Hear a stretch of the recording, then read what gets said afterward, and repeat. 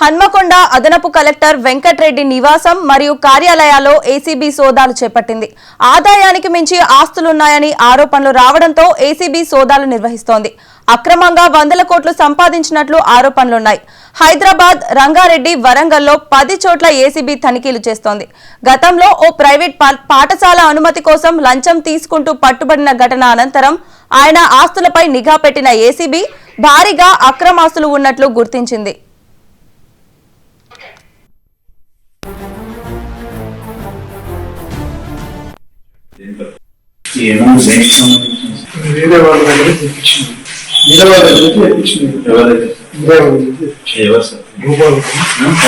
గోపాల్ రెడ్డి అంటే ఎట్టిచ్చాడు? దేని పర్పస్? వేరే నేను అవసరం తెప్పించుకున్నాను. మీ అవసరానికి తెప్పించుకున్నాను. ఎప్పుడు తెప్పించుకున్నారు సార్? 4-5 days. 4-5 days. ఏం చేస్తారు సార్ ఆ గోపాల్ రెడ్డి వాళ్ళు? ఏం చేస్తారు? Real estate. Contact phone number ఏమైనా ఉందా సార్? అంటే అతను ఇక్కడ ఉన్నాడు, ఆయన ద్వారా వేరే మనిషి పంపించారు. అంటే ఎట్లా మోడ్ ఆఫ్ కమ్యూనికేషన్ ఏ విధంగా జరిగింది? అదే బయట ఉంటారు వాళ్ళు, యూఎస్ లో ఉంటారు వాళ్ళు. మరి యూఎస్ నుంచి మనీ ఎట్లా పంపించారు? వాళ్ళు పంపిస్తారు, వాళ్ళు వస్తారు. ఎవరు వచ్చారు? హ్యాండ్ ఓవర్ చేసిన వాళ్ళు మీకు హ్యాండ్ ఓవర్ చేసింది ఎవరు? వేరే ఒక డ్రైవర్ పంపిస్తే అట్నే ఆ లిక్కర్ ఉంది కదా సార్, ఆ లిక్కర్ సంబంధించి లిక్కర్ అంతా గిఫ్ట్స్ వచ్చినాయి. మా బ్రదర్, మా సిస్టర్ ఇన్ లా, మా మిసెస్ వాళ్ళ మేనత్తలు. హన్మకొండ అదనపు కలెక్టర్ వెంకట్రెడ్డిపై ఏసీబీ సోదాలు చేసినట్లు తెలుస్తోంది. మరింత ఇన్ఫర్మేషన్ మా ప్రతినిధి స్పెషల్ కరెస్పాండెంట్ దుర్గేష్ లైవ్ ద్వారా అందిస్తారు. దుర్గేష్, చెప్పండి. జిల్లాలో డిప్యూటీ కలెక్టర్ పనిచేస్తున్నటువంటి వెంకట్రెడ్డి తనతో పాటు అడిషనల్ రెవెన్యూ డిపార్ట్మెంట్ లో, అంటే రెండు కూడా ఉన్నటువంటి ఒకటి పక్కన డిఈఓ, పక్కన రెవెన్యూ డిపార్ట్మెంట్ అడిషనల్ కలెక్టర్ ఉన్నాడు. తను ఆల్రెడీ ఒక పర్మిషన్, అంటే ఒక స్కూల్ కి సంబంధించినటువంటి పర్మిషన్ ఏదైతే ప్రైమరీ స్కూల్ నుంచి హై స్కూల్ కి పర్మిషన్ కోసము అప్పీల్ చేస్తున్నట్టు ఒక స్కూల్ యజమాని దాంట్లో దాదాపుగా 60,000 రూపాయలు డిమాండ్ చేయనుంది. 60,000 రూపాయలు డిమాండ్ చేస్తాను, 60,000 రూపాయలు ఇస్తూ రెడ్డి గా ఏసీబీకి పట్టుకున్నారు. వాళ్ళు దీంతో పాటు కూడా మరొక 2 జూనియర్ సీనియర్స్ ఉంటారు, వాళ్ళని కూడా ఇద్దరిని పట్టుకోవడం జరిగింది. ఇదంతా కూడా గతంలో December 5th నాడు కూడా ఏసీబీకి ట్రాప్ అయినటువంటి కేసు నమోదైంది. తను ఆల్రెడీ విచారించడం జరిగింది. తను ఆల్రెడీ అక్రమాస్తులు కూడబెట్టుకున్నాడని ఏసీబీ అధికారులు విచారణ తేలిన నేపథ్యంలోనే ఈ రోజు ఏకకాలంలో వరంగల్ తో పాటు కూడా హైదరాబాద్, మంచిర్యాలలో ఉన్నటువంటి నివాసంలో కూడా ఈ కాలంలో సోదాలు కూడా చేస్తున్న బట్టి 100 కోట్ల రూపాయలు అక్రమాస్తులు కూడబెట్టుకోండి అని చెప్పేసి ప్రధానమైన ఆరోపణలు జరుగుతున్న నేపథ్యంలోనే ఏసీబీ అధికారులు సోదాలు చేస్తున్నారు.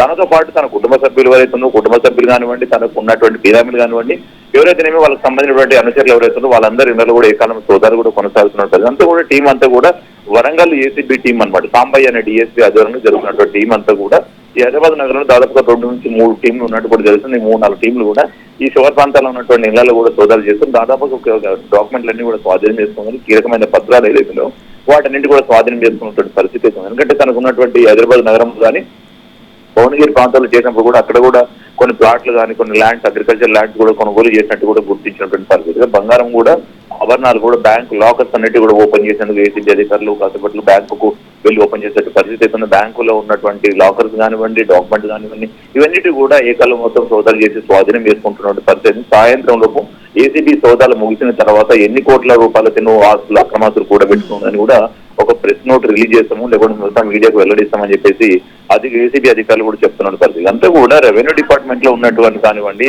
అండ్ ఎడ్యుకేషన్ డిపార్ట్మెంట్ లో ఉన్నటువంటి అందరూ కూడా ఇటువంటి అక్రమాలకు పాల్పడుతున్న పరిస్థితి అయితే ఉన్నది. ఎందుకంటే రెవెన్యూ డిపార్ట్మెంట్ లో ఎక్కువగా కాన్సన్ట్రేషన్ చేసినప్పటికీ కూడా డాక్యుమెంట్లు అయితే కానివ్వండి, రెవెన్యూలో పట్టాలు ఇవ్వడం కానీ, పాస్బుక్లు జారీ చేయడం కానీ, అక్రమంగా రిజిస్ట్రేషన్ చేయడం కానీ, ఇటువంటి దాంట్లో కూడా చేతివాటం బాగా ప్రదర్శించారని చెప్పేసి గతం నుంచి కూడా తన పైన కూడా ఆరోపణలు ఉండటం నేపథ్యంలోనే తన ఏదో ట్రాప్ కావడంతో ఇదంతా కూడా బయటపడి ట్రాప్ అయిన తర్వాత విచారిస్తే తన అక్రమాస్తులు ఒక్కొక్కరు కూడా బయటకు పడేటటువంటి పరిస్థితి అయితే కనిపిస్తుంది. ఇప్పుడు సోదాలు చేస్తున్న పరిస్థితి, సోదాల భాగంగా తన కుటుంబ సభ్యులు ఎవరైతే వారసమైన కూడా పూర్తిగా సేకరిస్తున్నట్టు కూడా తెలుస్తా ఉన్నది. Right, thank you Durgesh.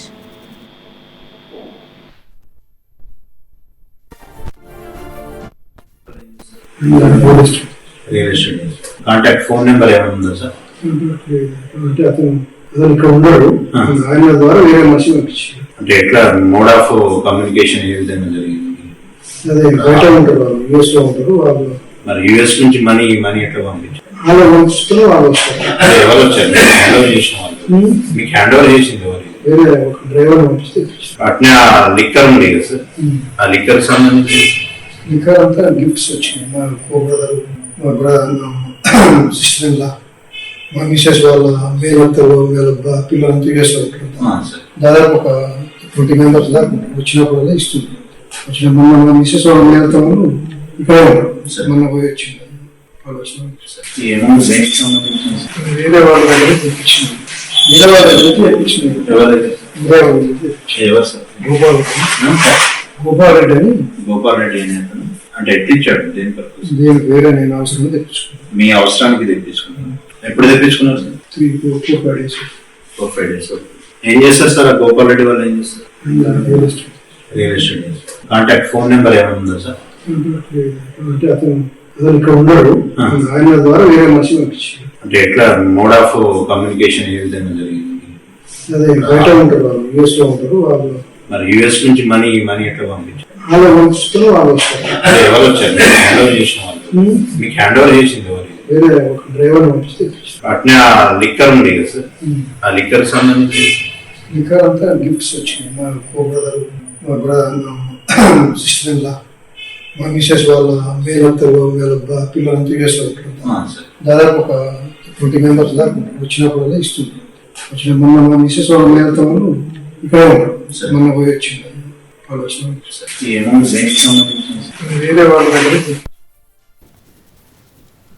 Hanamkonda అదనపు కలెక్టర్ వెంకట్రెడ్డి నివాసం కార్యాలయాల్లో ఏసీబీ సోదాలు చేపట్టింది. ఆదాయానికి మించి ఆస్తులున్నాయని ఆరోపణలు రావడంతో ఏసీబీ సోదాలు నిర్వహిస్తోంది. అక్రమంగా 100 కోట్లు సంపాదించినట్లు ఆరోపణలున్నాయి. హైదరాబాద్, రంగారెడ్డి, వరంగల్లో 10 చోట్ల ఏసీబీ తనిఖీలు చేస్తోంది. గతంలో ఓ ప్రైవేట్ పాఠశాల అనుమతి కోసం లంచం తీసుకుంటూ పట్టుబడిన ఘటన అనంతరం ఆయన ఆస్తులపై నిఘా పెట్టిన ఏసీబీ భారీగా అక్రమాస్తులు ఉన్నట్లు గుర్తించింది. ఇక ఇదే అంశానికి సంబంధించి తెలంగాణ బ్యూరో చీఫ్ సుధాకర్ మరింత సమాచారం అందిస్తారు. సుధాకర్ చెప్పండి. హన్మకొండ అదనపు కలెక్టర్ వెంకటరెడ్డిపై మరోసారి వాళ్ళ ఏసీబీ సోదాలు చేస్తుంది. గతంలో ఒక పాఠశాల భవన నిర్మాణం కోసం లంచం తీసుకుంటూ ఆయన ఏసీబీకి పట్టుబడ్డారు. పట్టుబడ్డ తర్వాత ఆయన పైన పూర్తి స్థాయిలో నిఘా ఉంచారు. ఆయన 100 కోట్ల రూపాయలు అక్రమంగా సంపాదించాడనే ధృవీకరణకు వచ్చిన తర్వాత ఏసీబీ మరింత దూకుడు పెంచి వాళ్ళ ఏకకాలంలో వరంగల్ అదేవిధంగా హైదరాబాద్, రంగారెడ్డితో పాటు సూర్యాపేట, నల్గొండ ఈ ప్రాంతాల్లో కూడా ఇవాళ ఏకకాలంలో సోదాలు జరుగుతున్నాయి. గతంలో ఈయన నల్గొండలో కూడా పనిచేశారు. అదేవిధంగా నల్గొండలో పనిచేస్తున్న క్రమంలో కూడా అనేక అవినీతి అక్రమాలకు పాల్పడ్డట్టుగా చర్చ జరుగుతుంది. వరంగల్లో పనిచేసిన సమయంలో కూడా తీవ్రమైన అవినీతి ఆరోపణలు ఇతని పైన వచ్చాయి. ఇతని పైన ఏసీబీకి పట్టుబడ్డగానే చాలా మంది ప్రజలకి అత్యాతిరేకాలు వ్యక్తం చేయడం, సంబరాలు చేసుకోవడం కూడా ఇక్కడ ప్రస్తావించాల్సి వస్తుంది. ఎందుకంటే ఒక అధికారి పట్టుబడ్డప్పుడు ప్రజలు సంబరాలు చేస్తున్నారంటే అధికారి ఎంత అవినీతి అక్రమాలకు పాల్పడి ఉంటాడు, లేకుంటే ఇతని దగ్గరకు పనుల కోసం వచ్చే వారిని డబ్బుల కోసం ఏ స్థాయిలో వేధించి ఉంటాడు అనేది కూడా చర్చ జరుగుతుంది. Right, thank you.